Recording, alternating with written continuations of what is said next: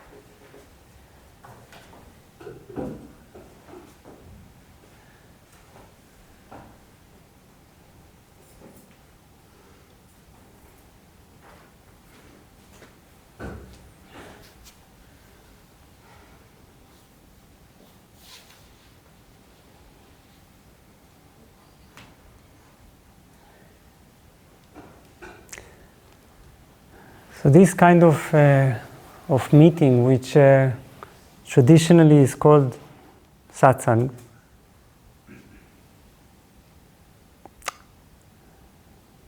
has nothing to do with any intellectual learning.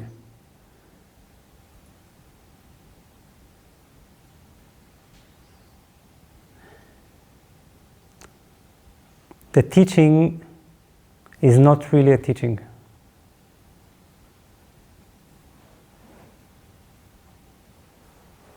There's nothing new to instill in our minds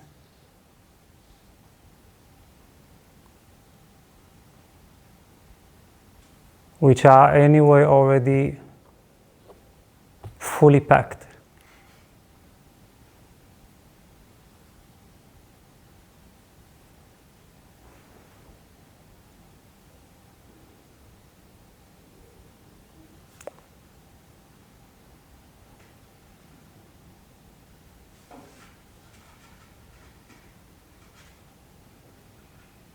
In satsang, I could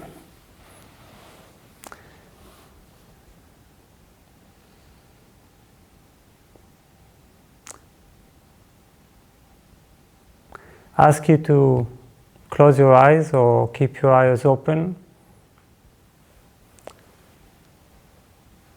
to listen carefully to what I say or not listen at all.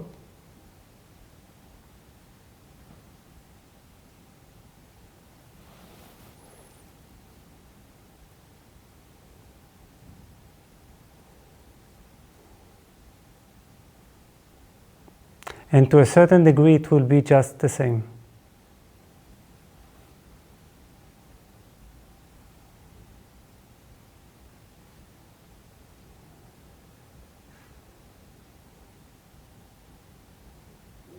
Because every word that will be said tonight is silence.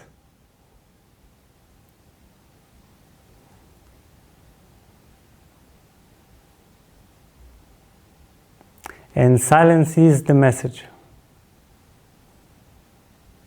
and the transmission and what we share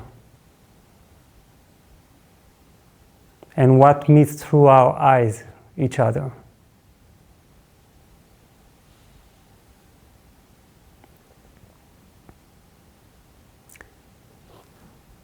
But what is silence?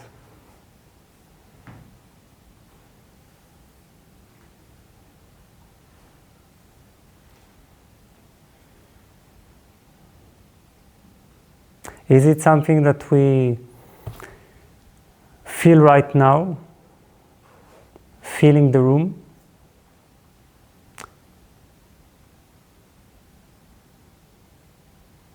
You see, we can have many types of silencing experiences. We can go to nature and spend some time there, and there we'll feel a lot of silence. There will be a silence dawning on us, and we'll feel sweet relaxation.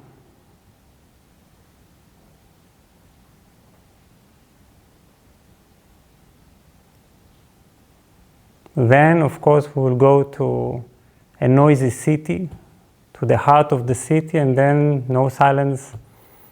Our nervous system is overstretched, and we feel that we lose the silence.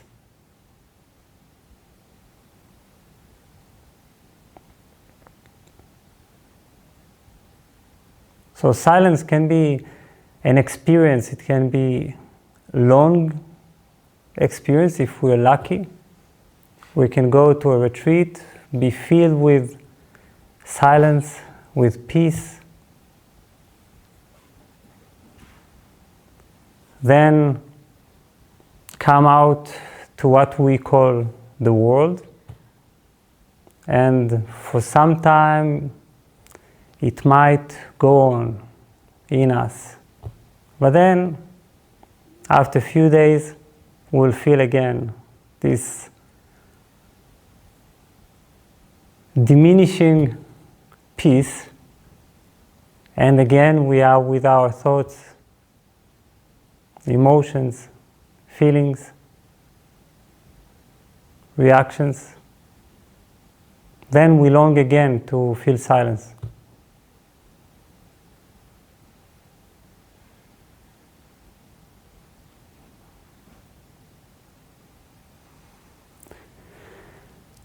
Now, satsang has nothing to do with the experience of silence. The experience of silence, if there is one,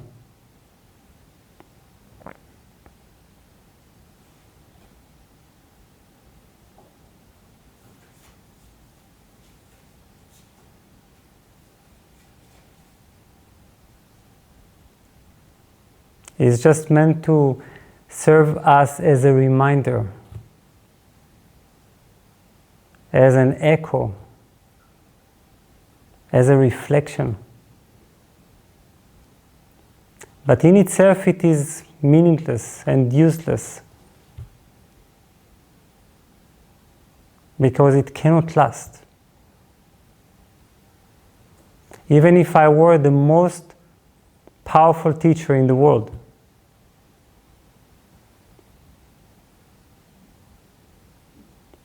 I couldn't possibly transmit such a degree of silence that would last in you forever.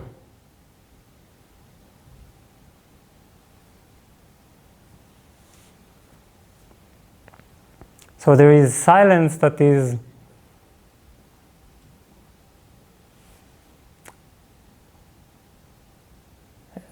a part of our experiences. Sometimes our life is noisy, sometimes our life is silent or more relaxed, more peaceful.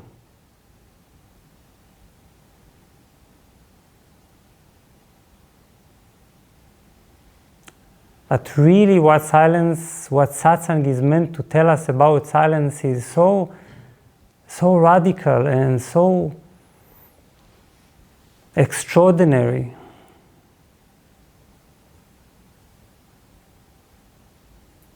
That if we understood this would change our entire perception, the way we locate ourselves, the way we look at everything, the place from which we look.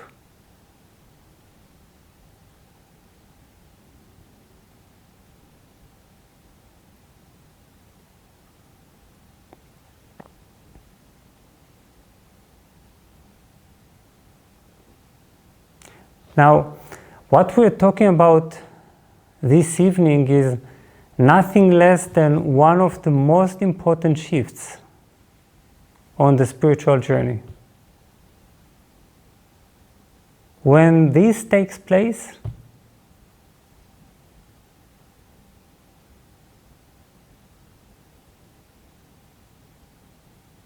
our journey becomes something completely different.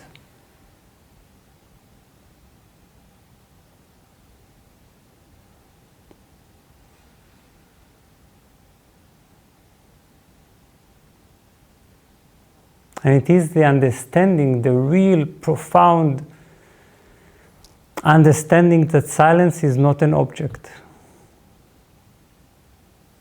It's not something that we feel, something that we experience. You are not to be filled with silence.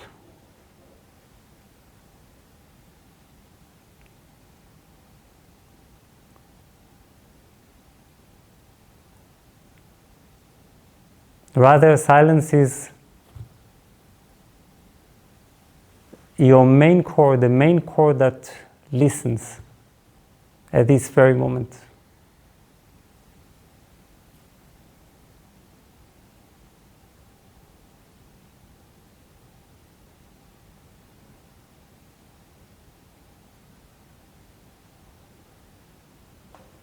When silence speaks, when silence invites your silence, or the silence that you are,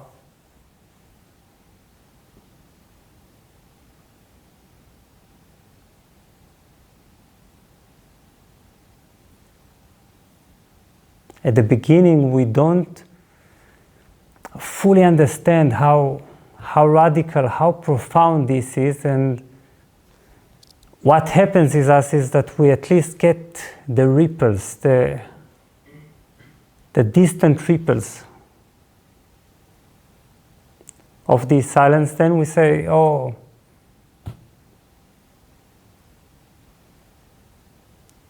I entered for some time such a deep peace inside me.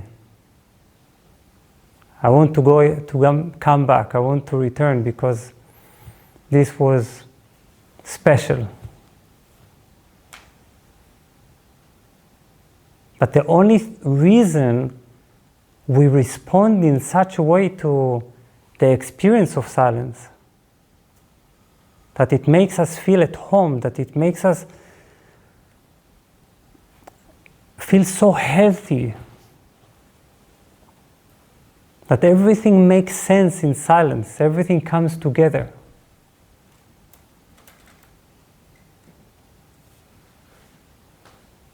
Is because it is us. We recognize ourselves.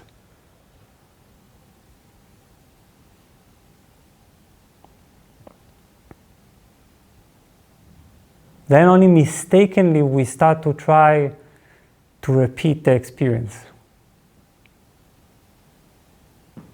to hunt this type of experiences.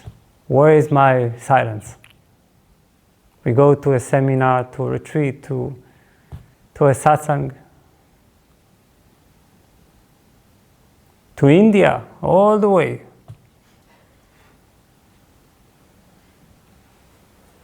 And not that I have anything against India, on the contrary, I love it, but even India is not the carrier of silence. What all these things, all the gurus, all the holy places, the temples, they are only reflections that appear within our mind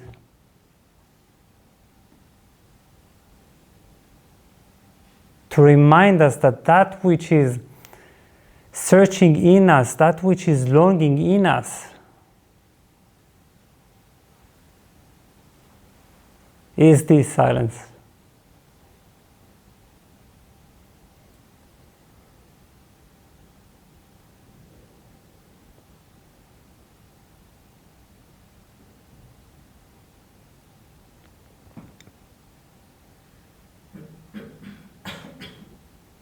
And this is a major breakthrough. Surely we can understand. There is the outer or frontal layer part of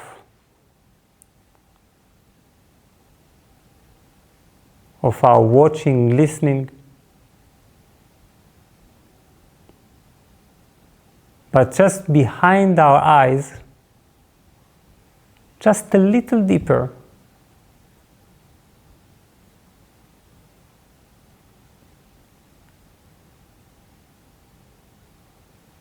there is silence, watching, listening, observing.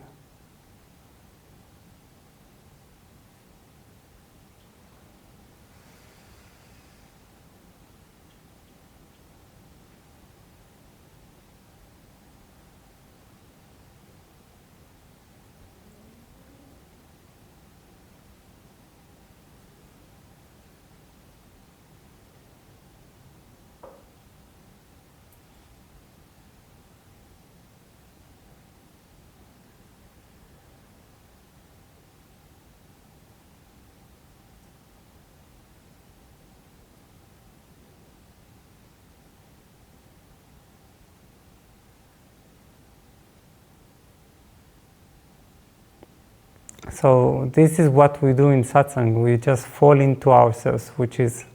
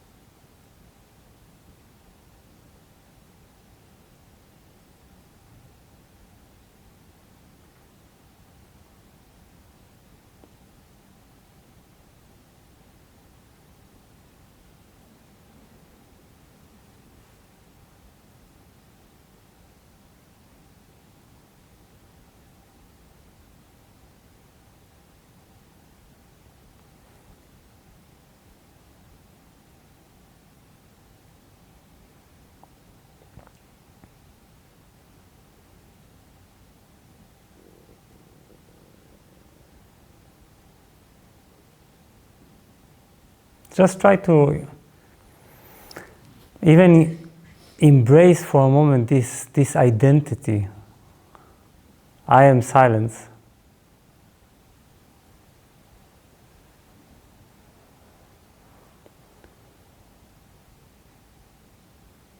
And then you begin to realize from this, even starting with playing with this identity,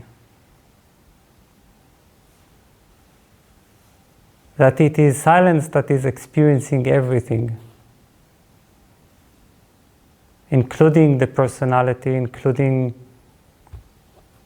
the silence, the external silence of satsang, but also thoughts, emotions,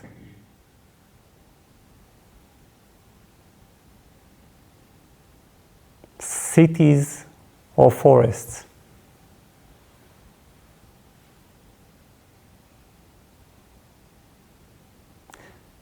But why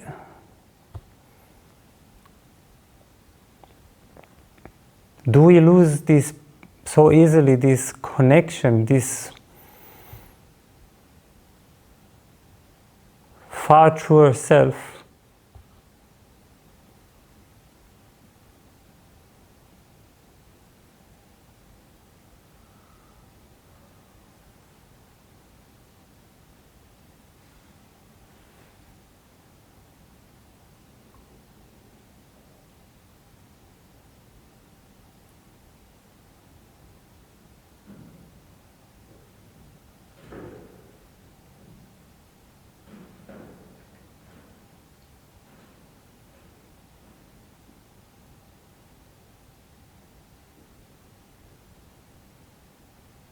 It is because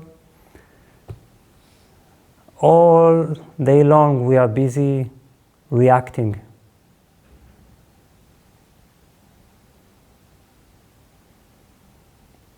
Everything that appears before our eyes, we just react to it. React so quickly. There is no separation between the moment of listening, the watching,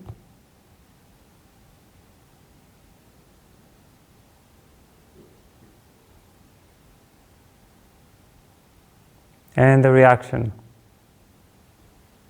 Nowadays, this reaches already a very extreme reflection in the form of social media.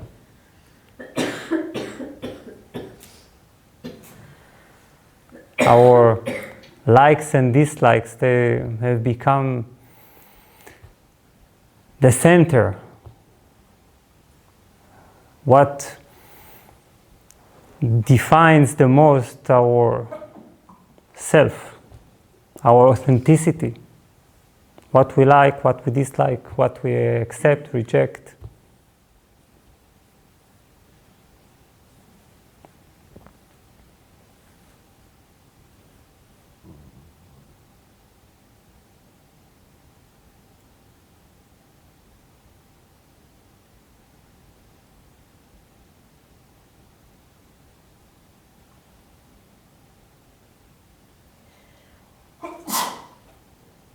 So this part becomes suppressed behind the constant reaction.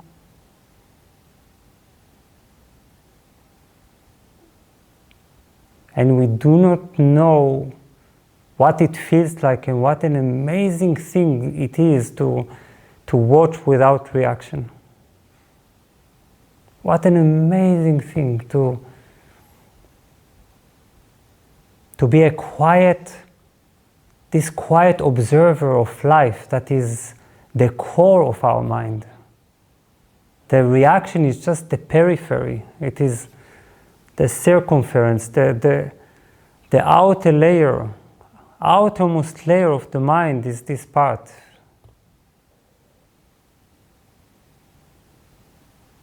While at its core, a tremendous, immovable watching that is just covered up. And that is why we don't get to feel ourselves, to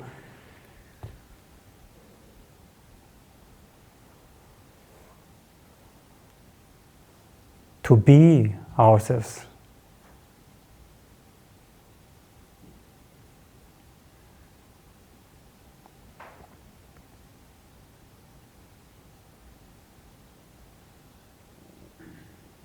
And you see, this is why we depend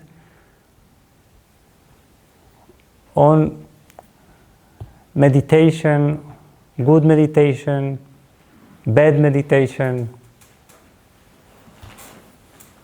You know, like a bad hair day, there is a good meditation day, there is bad meditation day, there is when we are distracted, when it succeeds.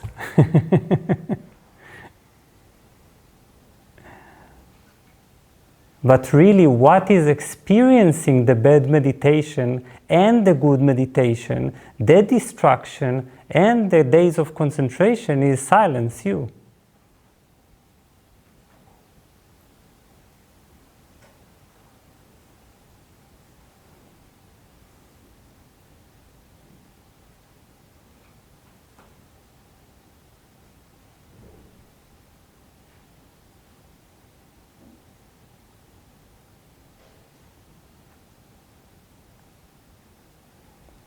Try even for one day to just watch the world. You will miss nothing, I can assure you. It's just like fasting. Fast from reaction. watch things.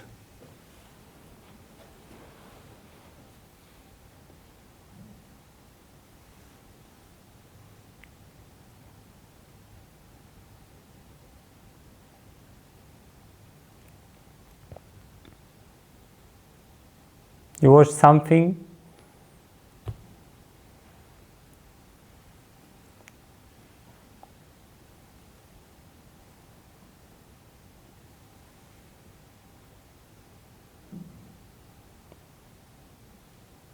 and even if thought reacts automatically, then watch thought reacting automatically.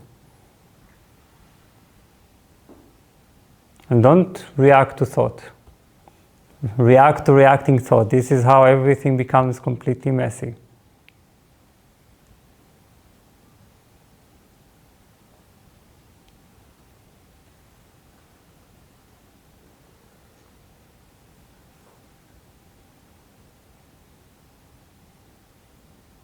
You see, because thoughts, emotions, everything, its role is to react automatically. But at the center of us,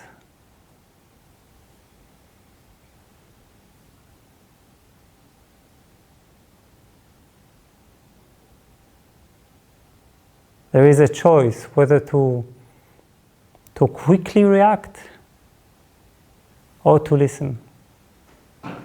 And only silence listens.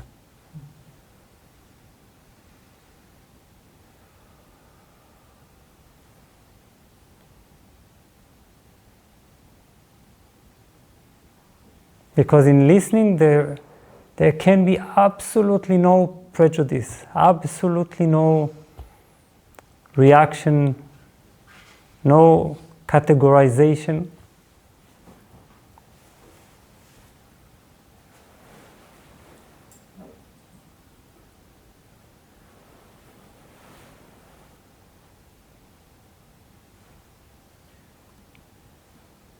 Try that. There is a challenge. Don't react. Watch it silently. Watch thoughts reacting to the challenge out of this silence.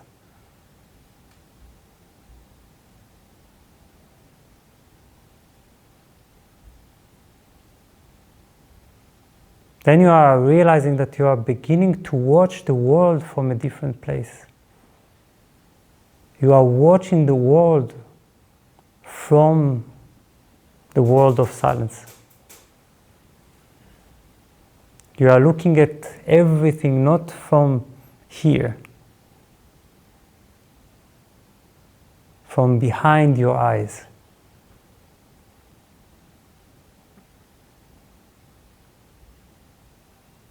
Where there is absolute, total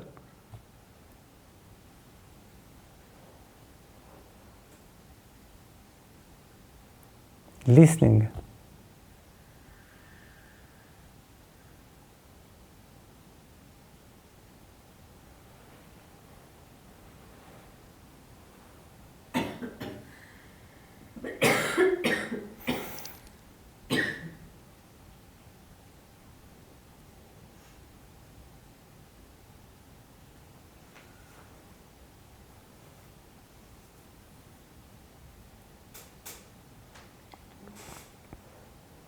You see, we give too much importance to the ups and downs of our journey, to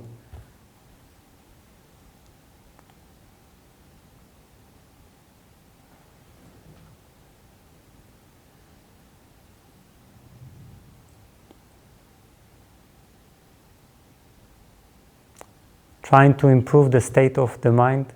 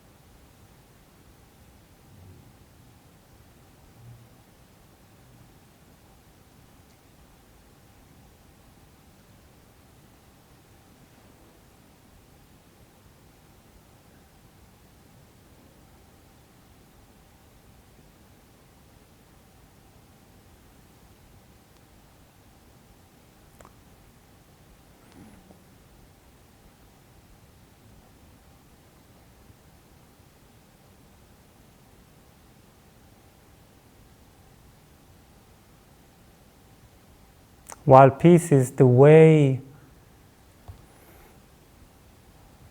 we meet everything, the way we watch everything.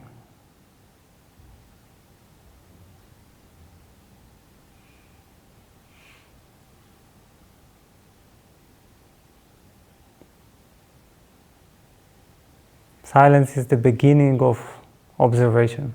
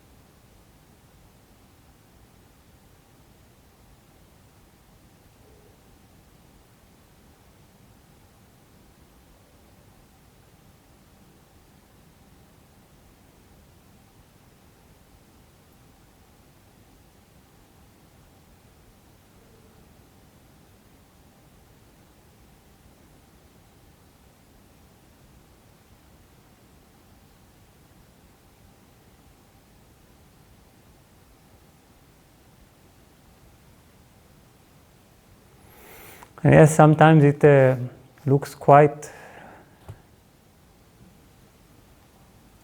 feels quite astonishing.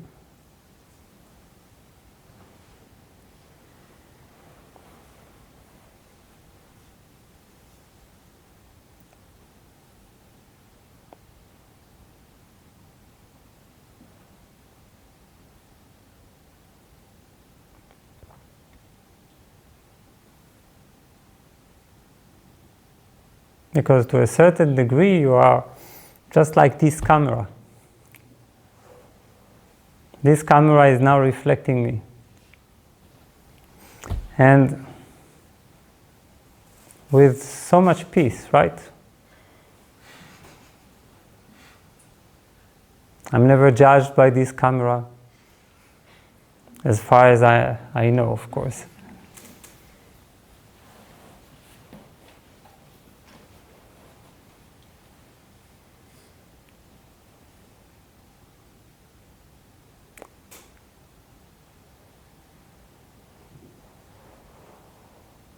It is just holding my image as it is,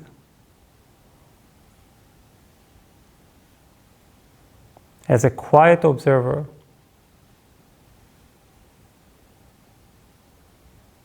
that its role is first of all to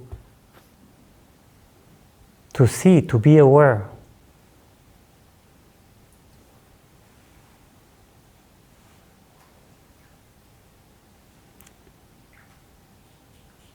And if we don't know this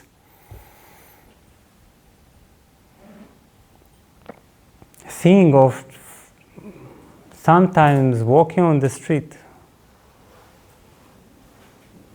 and really just looking, without drawing conclusions, without giving so much attention to the me that is watching and its relationships to everything. Hey, look at this is nice. Hey, look at this is terrible. Hey, look at this, I want that. Hey, look at this, I don't want that. Because you see, we call it then the noise of the city, but we are the noise of the city. Otherwise, I just read in what for me is, is the greatest yogic scripture in the history, Yoga Vasishta. It says, to the wise one, cities are like forests. It states that because it deals with the question whether we should move to a cave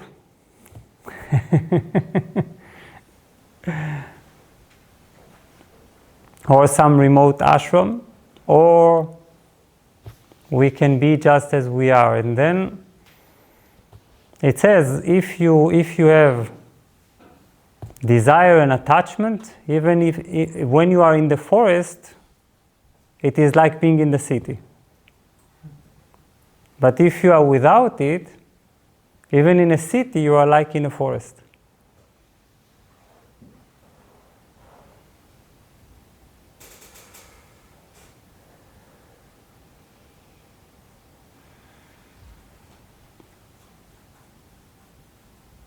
So silence is not in what we are looking.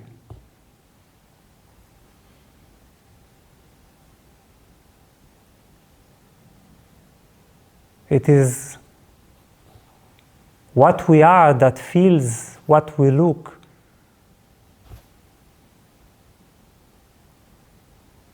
With ourselves, with our fragrance.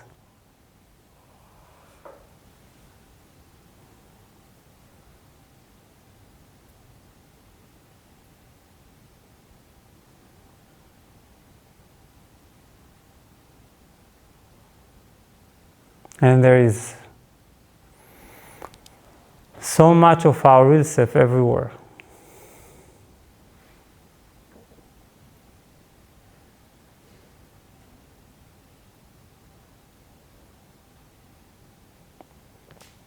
Because the silence that we are recognizes so easily,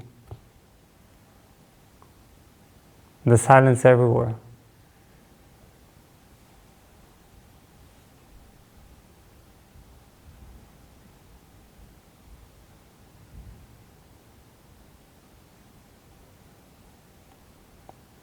So then you will never find yourself longing for silence or for peace. As soon as you will understand this revolutionary yet so simple point that it is in the way you look, it is in the way you listen even to your own turbulent mind. When you are silent and there is a turbulent mind, it is such a joy and curiosity to watch the mind at work. It's so cute with all its distortion and contradiction and hysteria, and then the body participates. Then now let's create anxiety, a full orchestra of emotions and feelings, and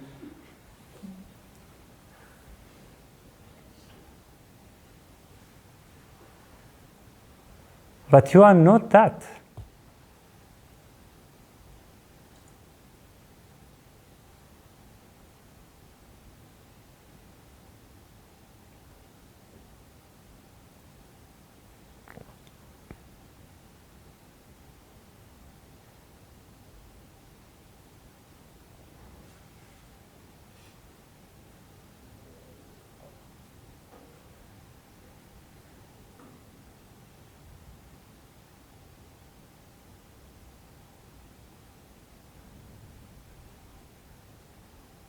So again, the key to re-entering that, to recontacting you, is on a daily basis, is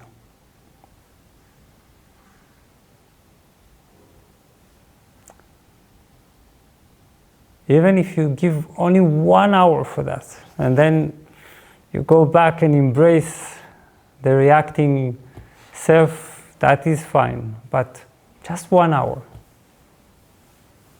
Then you will fall in love with it so much that you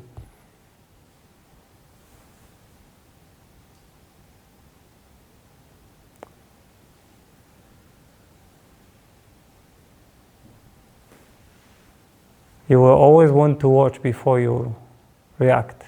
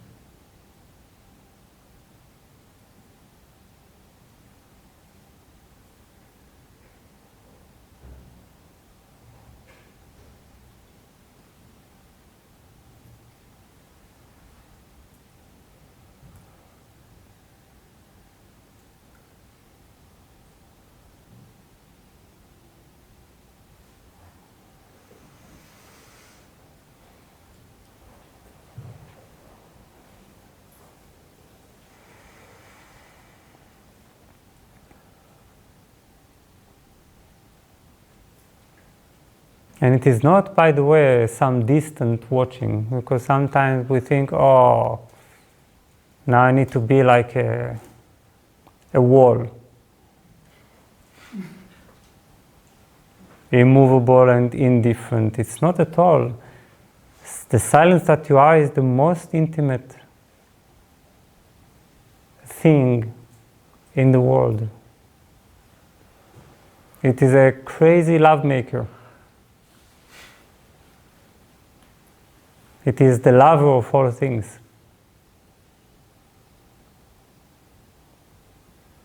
It feels everything from the inside. It unites with what it watches, with what it listens to.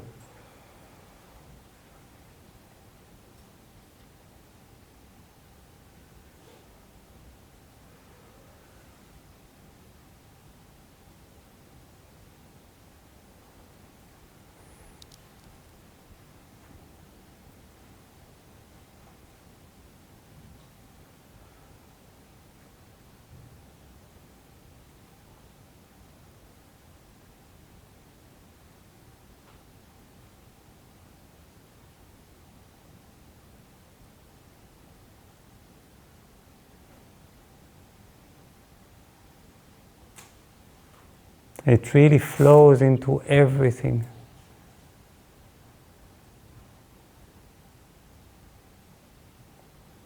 Without fear, with curiosity.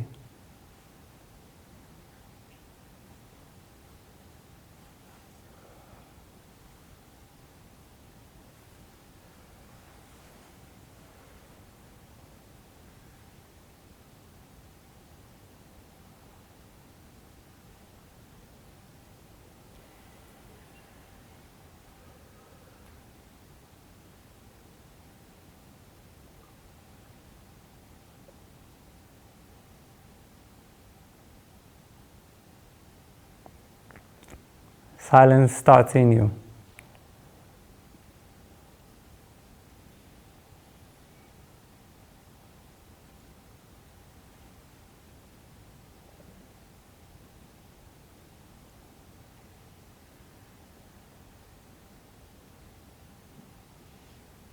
Then it fills the whole world.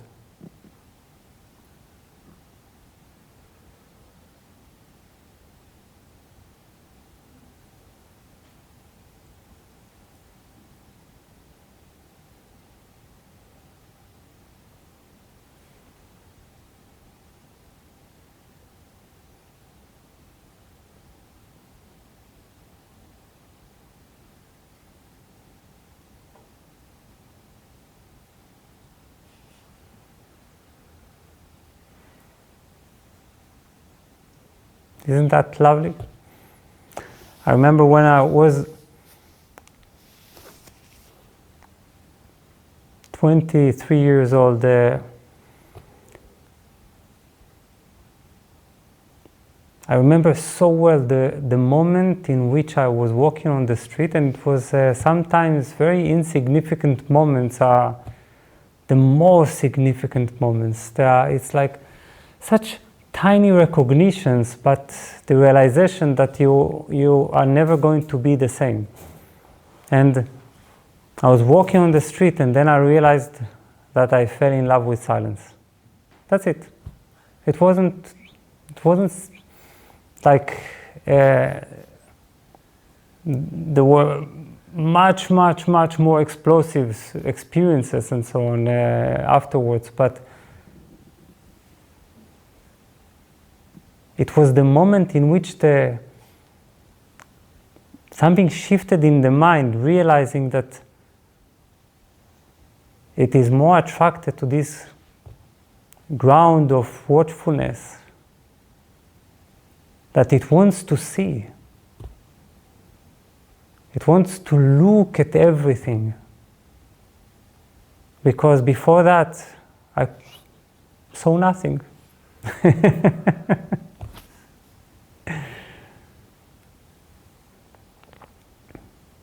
You see, there is this Christian song, I once was blind, but now I see, but it's not about something so grandiose, like a god or divine beings, angels coming down. It's just this world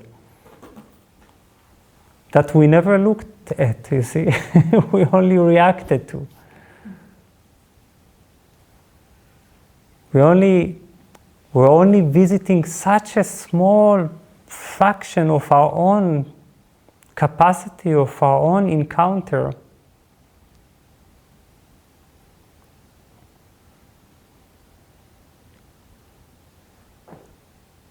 And therefore, such a small fraction of the world. Because it is in the way we look. The way we look determines how much we will see. So then if we look in a very small way, we see a very small world. Some even say that life is boring, which is, I think, only for those who say that life is boring, they should get some special prize. Just for the creativity and imagination of saying such a thing. Because every moment is so full, loaded with intensity, meaning, and why is it moving?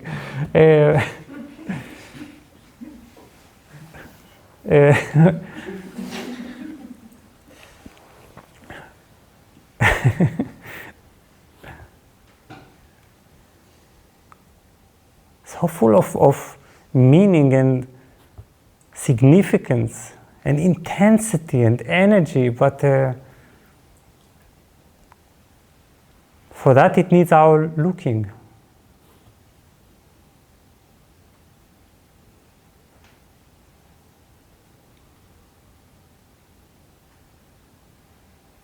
It needs attention. It needs us. Because we are the source of attention, and we determine whether the world will be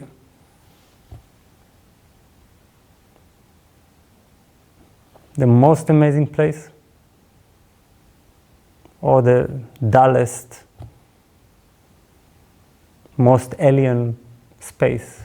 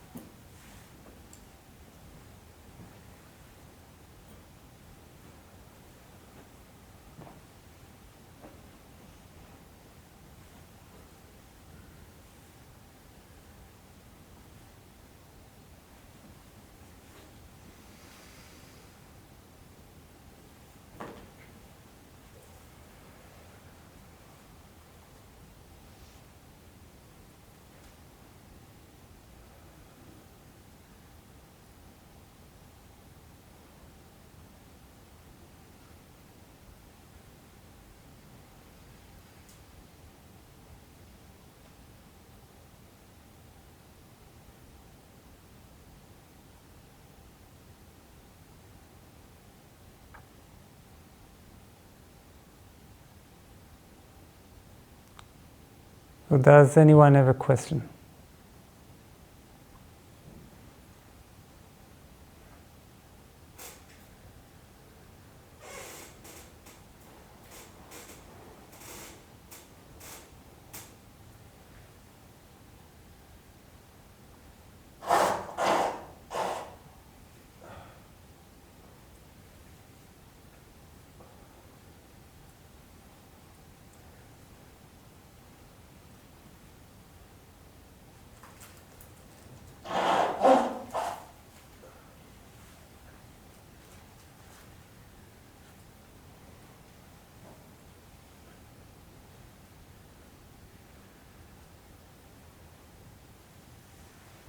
You're just watching, huh? So.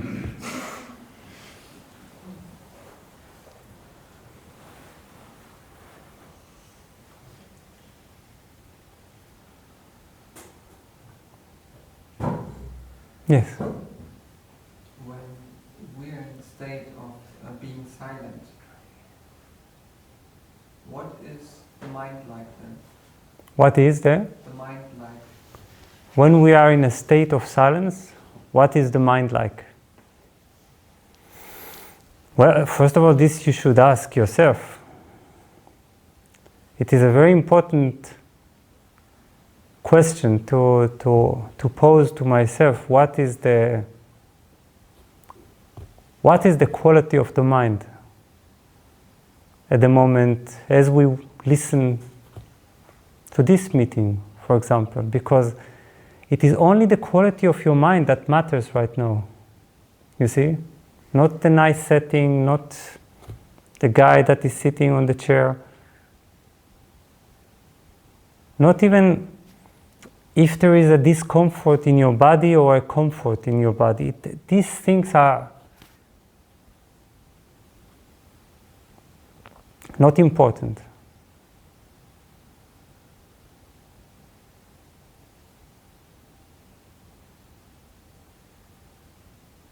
So then we ask, what is the state of the mind when I am silence, not when I experience silence. That we can think of, from many situations.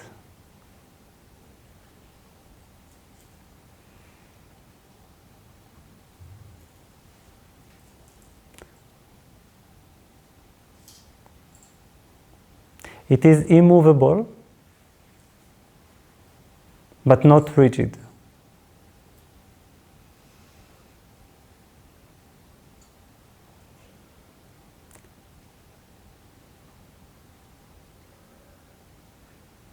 On the one hand, you realize that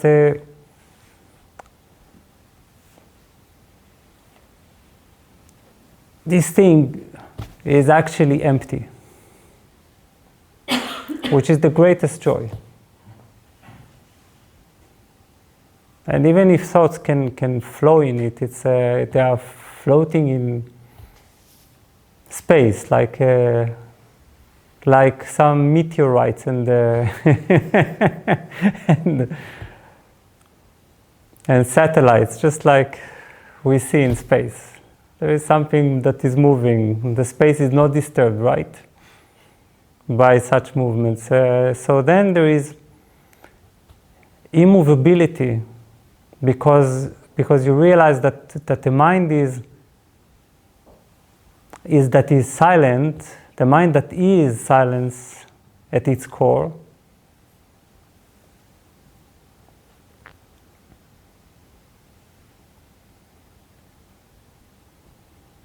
is formless. It doesn't have shape. It doesn't have boundaries.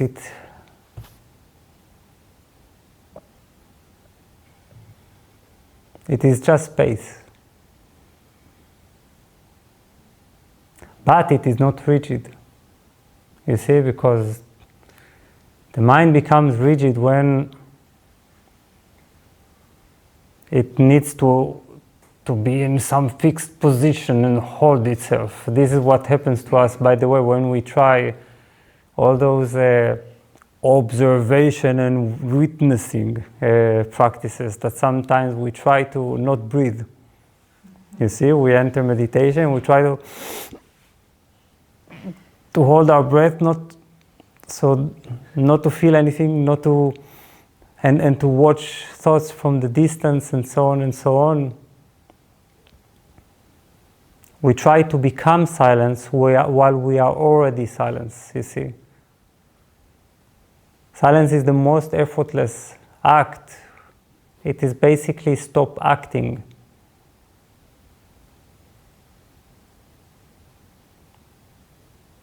Because this watching is already here. You are already watching, right? You are awake, attentive. If without reaction, that's it. The silence immediately permeates the brain, the mind, the eyes.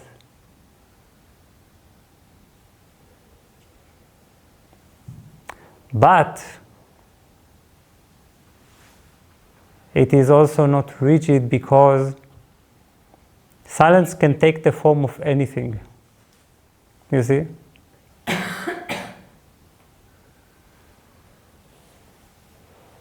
Because it doesn't have a form, it can take any form. It is fluid. It just takes a shape,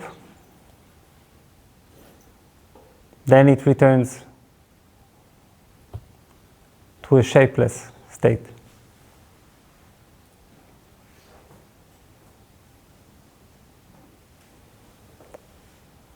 This is how we can be active in life as silence. Silence can act.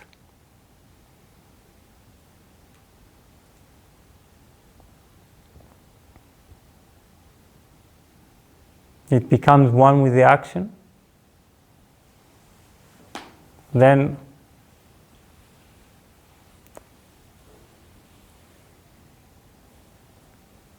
it returns to itself as if nothing happened.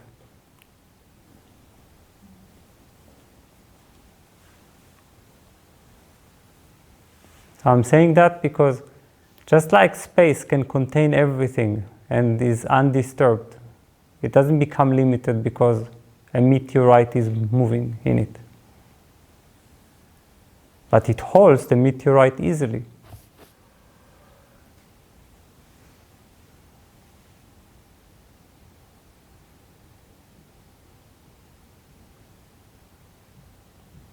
And I'm talking about you. You see?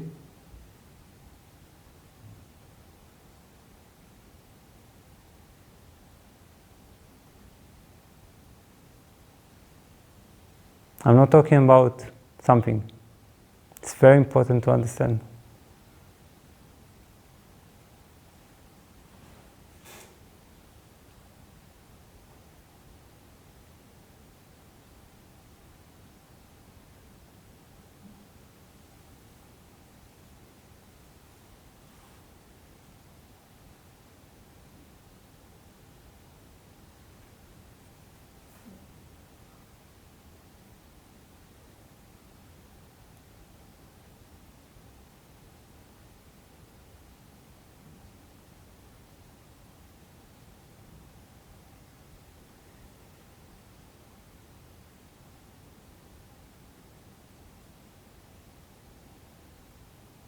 Yes? In the satsang, there is this feeling that the silence is deepening, that there is a process of depth that is happening. I was wondering about that. What is it exactly? The deepening of silence Yeah. in the satsang. Or in a retreat, or something is happening.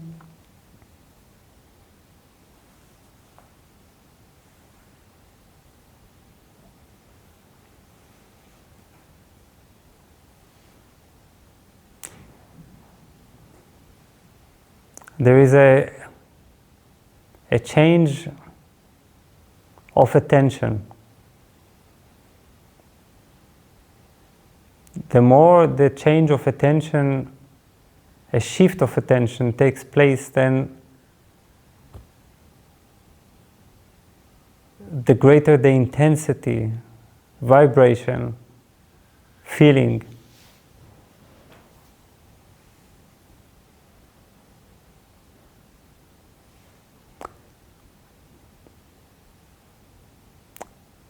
All day long,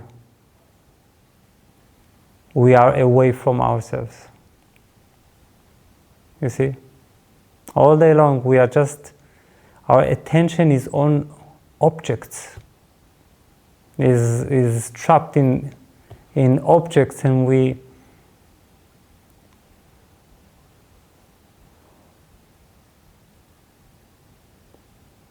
are seriously enchanted with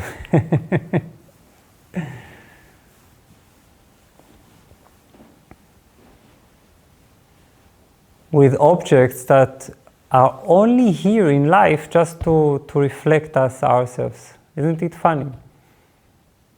It's like consciousness is creating within itself this mirage, this reflection, just to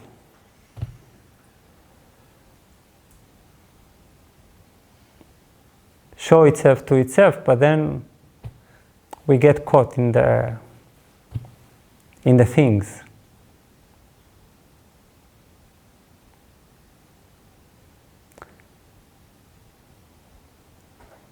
And then when we do that,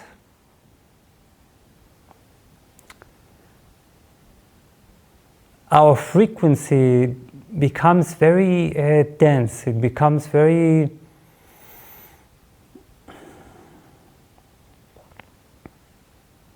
heavy, material.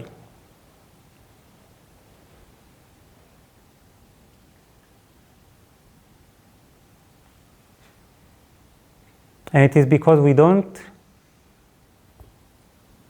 give attention to the most interesting object in the world, which is our own consciousness.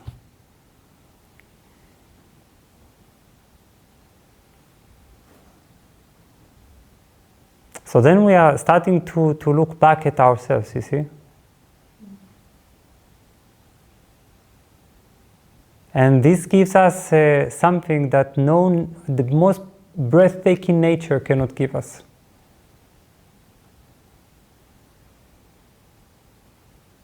The most breathtaking nature is just an echo, a pale echo of this immensity that we are.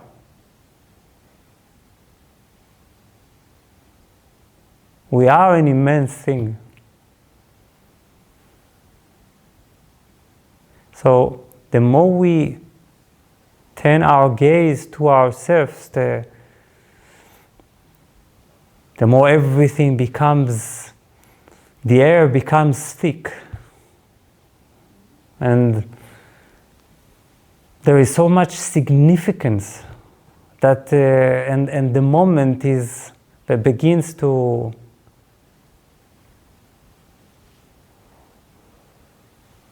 become more and more loaded with meaning.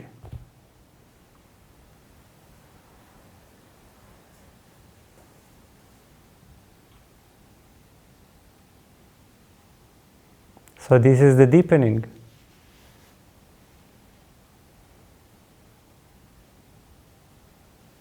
You give attention to that which is basically the source of life, you.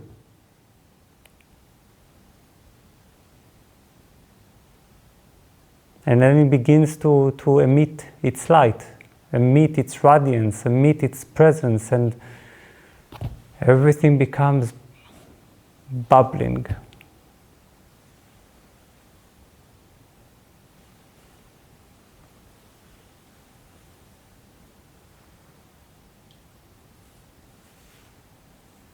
And it is really important to acknowledge this in satsang, in this kind of meeting. This is me, this guy is talking about. And because this is me, there is this sense of presence and of something so meaningful.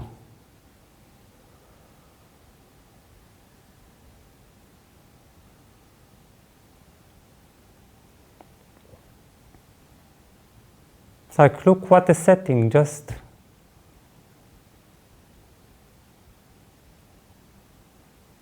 to serve as a distant echo of you.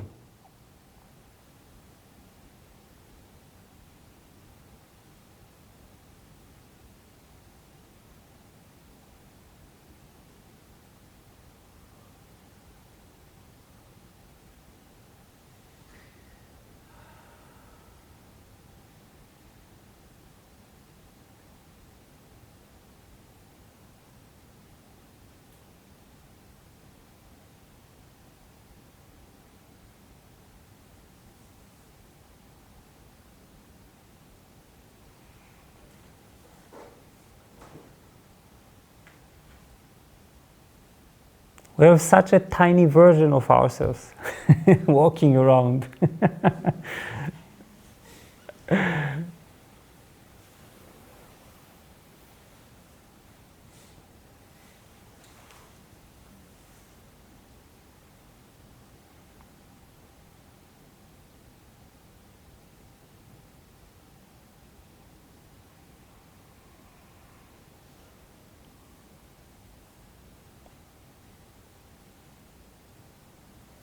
Yes, please. Can you say something about the process of the becoming of an action out of silence? So like the process when an action forms and it doesn't lose the connection to the silence. Yes.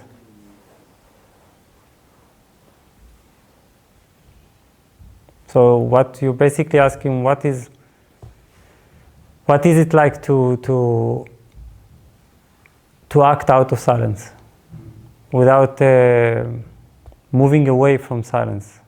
Because, right, we always feel that we must sacrifice. When we enter meditation, we must sacrifice the world. When we enter the world, we must sacrifice the silence.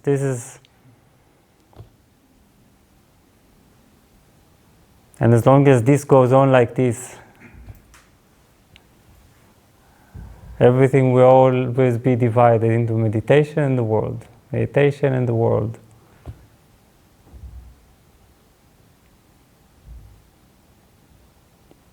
And we cannot say that the world is in meditation, always. Everything is in deep meditation. The cars are in a deep meditation. The screaming people are in deep meditation. Even the violent people are in deep meditation. It's like everything is just steeped in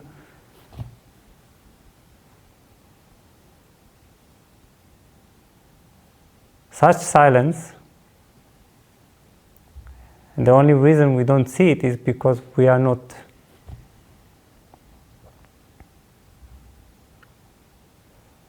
looking from the right place in us.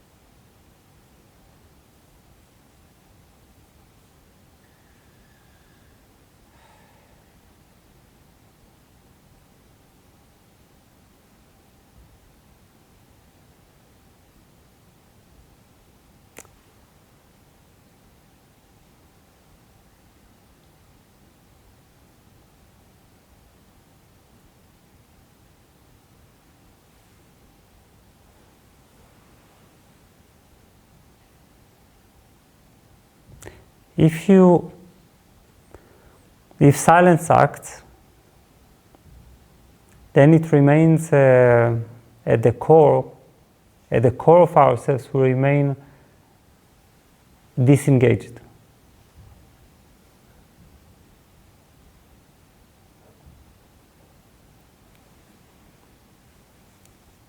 And it means that something in us doesn't act at all. It's not like we move to another house. You see, the house of action. Now we are there. There we can act.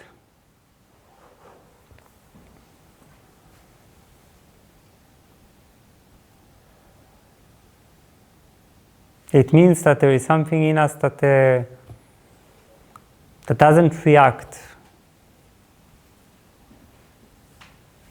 in the action, but that just does exactly what it has to do.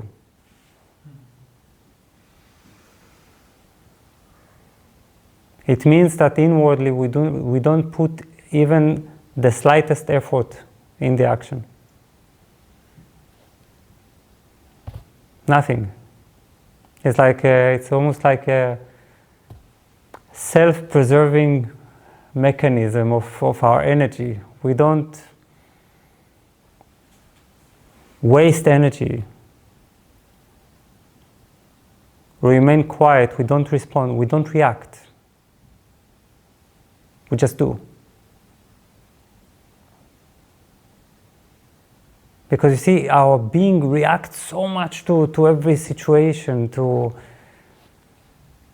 rejects it and wants it and wants to get something out of it and hopes and fights.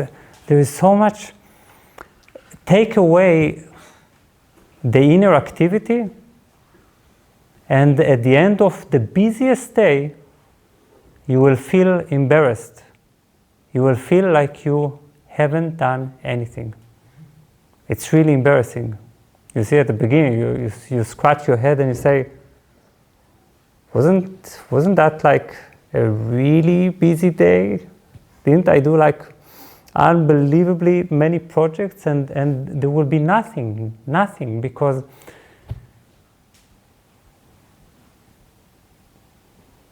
it's only the inner activity that makes the real burnout, the real exhaustion, that eats us from within. It's the worry and the wishing. And so if I do something, I just do it, you see? That's it. And I make sure that my internal world doesn't do also, you see? Because it's when my inner begins to work, then work becomes exhausting.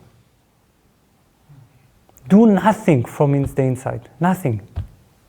Don't think about what you do. Don't worry about what you do. Don't try to reach something great with what you do. You see? Nothing. Just do it.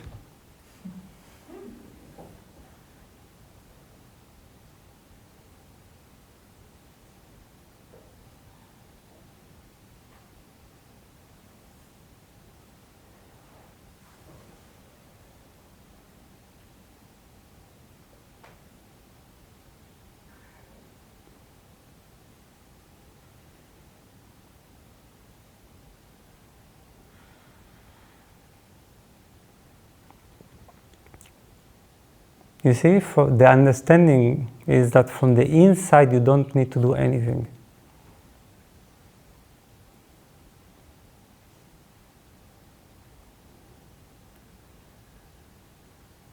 The great teacher Jiddu Krishnamurti once told his students, "You know what's my secret?"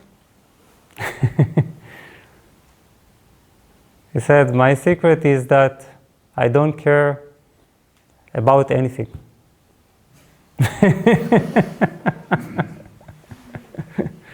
So I don't care at all what will happen to me.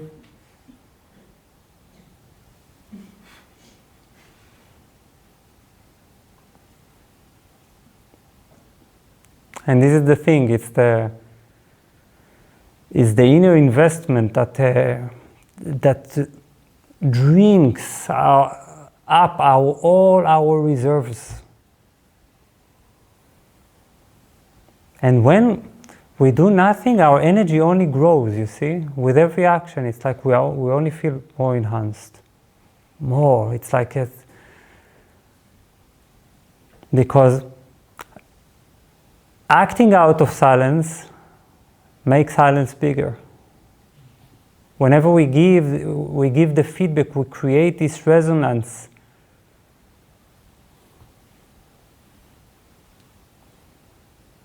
Of silence in the world. It goes back to itself richer, enhanced.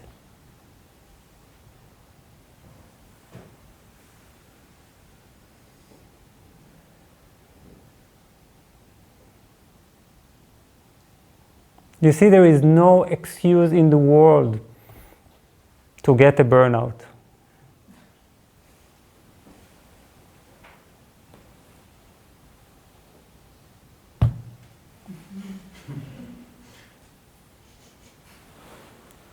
Except for what we do to ourselves inside our mind.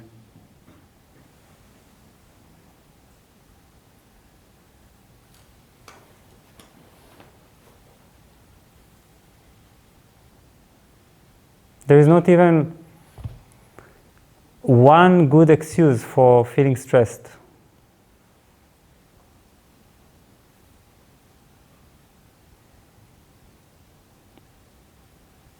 Because in stress is the resistance to the situation. For example, the resistance that everything becomes quick. You see? Oh, I can't, it's so many things, I can't do it. It's so quick. Everything is just moving so quickly. I can't follow it. It drives me crazy. But what if you don't resist the quickness? You just say, oh, now it's quick. Now it's like a roller coaster. Let's sit on the roller coaster. Let's put the safety belt and just go round and round. Okay. Now it's quicker. Now it's slower. Who cares? Then there is no friction between me and the situation. I don't try to change it. I don't try to stop it, to slow it down, to make sure that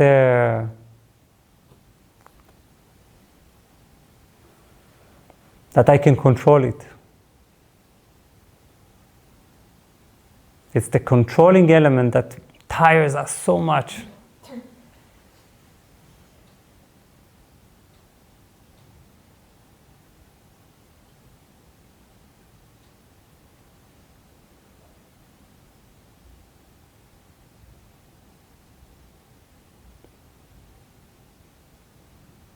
Next time, pay attention to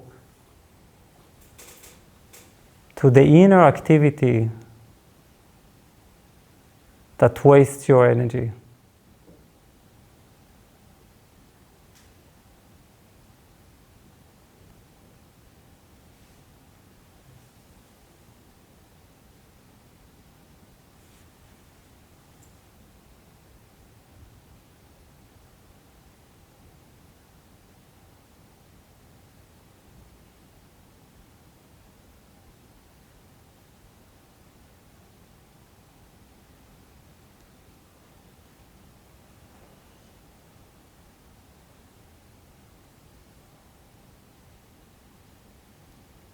Is there really a stressful day? Or only a stressful mind? Thoughts that make us feel stressed, you see? Thoughts to which we react, and then this creates, of course, a reality which we cannot handle. Then we say, oh my God, this reality is just unmanageable, I must change my reality. But this is not true. We can change reality. We can adjust it, but not because it's a... But first we need to make sure that we've changed the mind that deals with that reality. Otherwise, you will just bring that mind to the other reality. You see, people can go to nature and be completely sad, depressed, annoyed.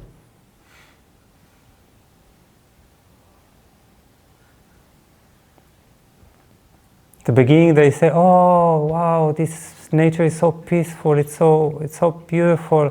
I feel so relaxed." And after a few hours, we open up the bag and pull ourselves, our old self out. Suddenly we remember that we brought it with us. So then it pollutes even the quietest atmosphere.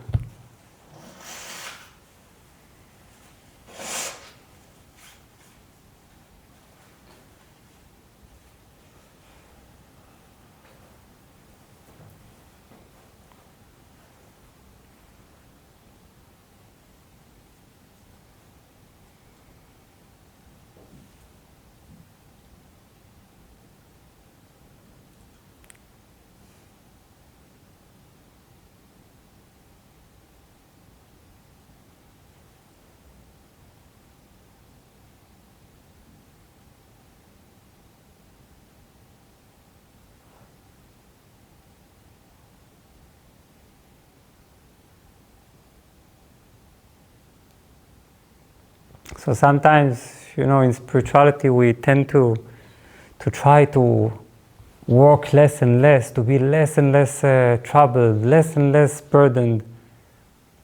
Try sometimes to do the very opposite, just for fun. Say, give yourself a day full of activities as a spiritual practice, you see?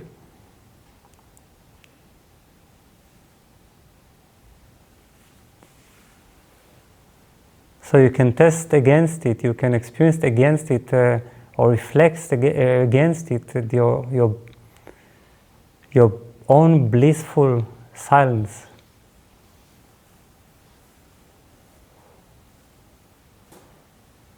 That is always watching behind the thoughts, behind the emotions.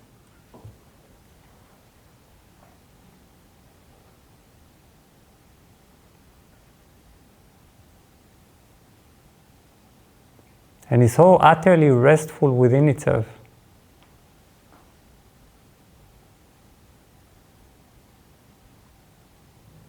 And so utterly in love with the world as it is.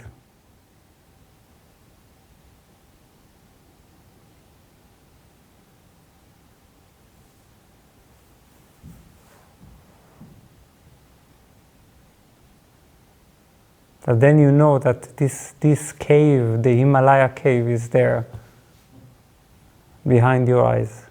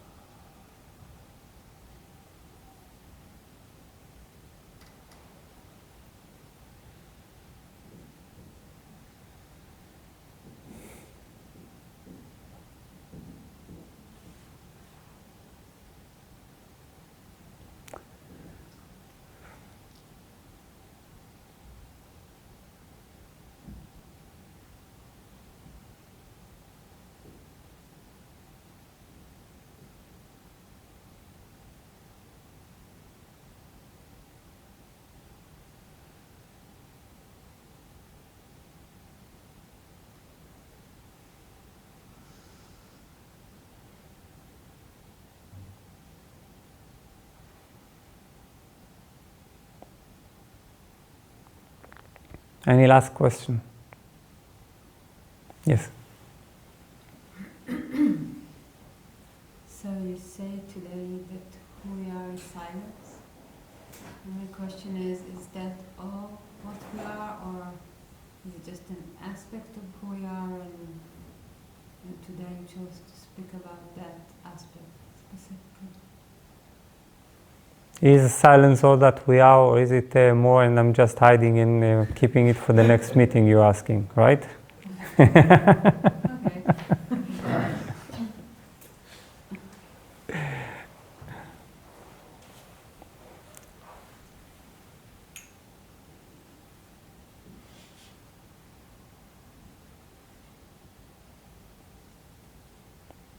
Silence is the beginning.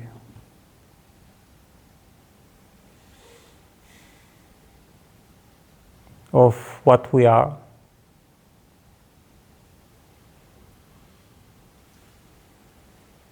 And the only way in which we could ever see further.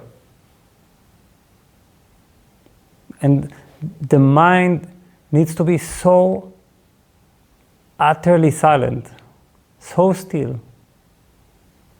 I'm not talking about no thoughts, no emotions. Please remember, it's not about that. It's more about the non-reaction.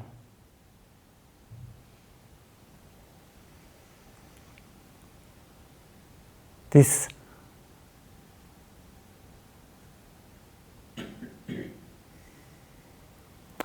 letting go of any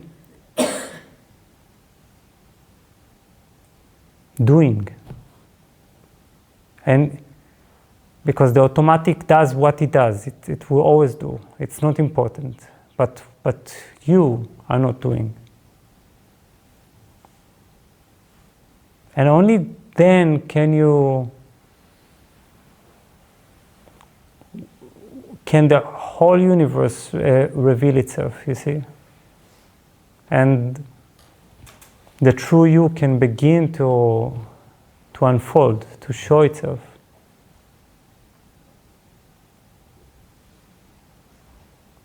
The silence needs to be so thin, so refined. It's like making a temple of my own mind, you see. You know, beautiful temples, when you enter them, you take away your shoe, you take away your shoes, you put them on the side, then you realize that you can't make noise. It's unacceptable. And also you don't feel like making noise because there is something that makes you step so lightly. You don't even want your footsteps to be heard, you see? So you walk gently as if floating, flying above the floor.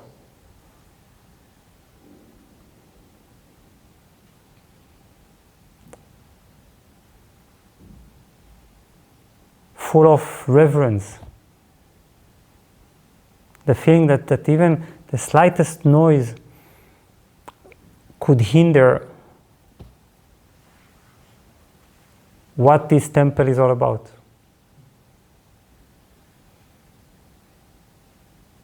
This is how we should enter our own consciousness, you see.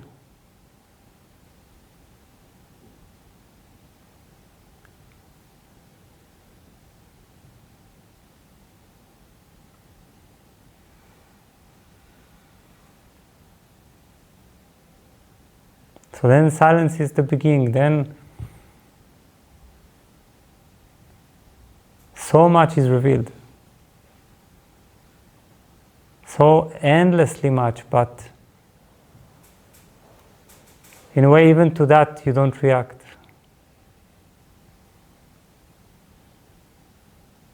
Or attach.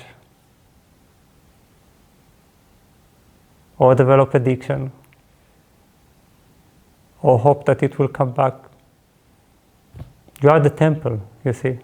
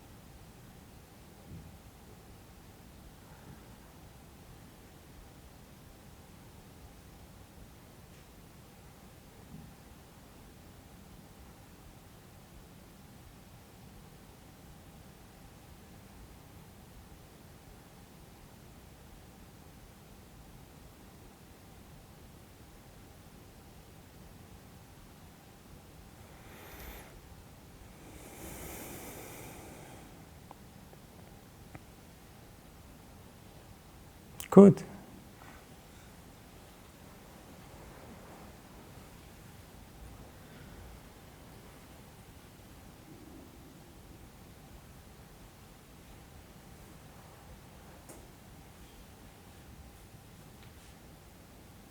I'm very thankful.